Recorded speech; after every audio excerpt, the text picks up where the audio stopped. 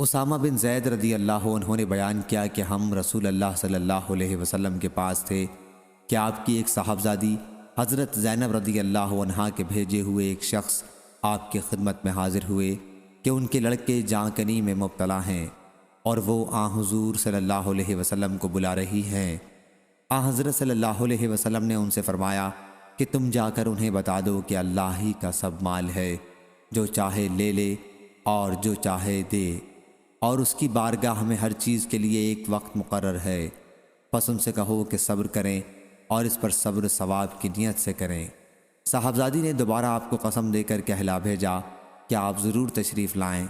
چنانچہ حضرت صلی اللہ علیہ وسلم کھڑے ہوئے اور آپ کے ساتھ سعد بن معاذ اور معاذ بن جبل رضی اللہ عنہ بھی کھڑے ہوئے۔ پھر جب آپ صاحبزادی کے گھر پہنچے تو بچہ آپ کو دے دیا گیا اور اس کی سانس اکھڑ رہی تھی جیسے پرانی مشق کا حال ہوتا ہے۔ یہ دیکھ کر حضرت صلی اللہ علیہ وسلم کی آنکھوں میں آنسو بھر آئے۔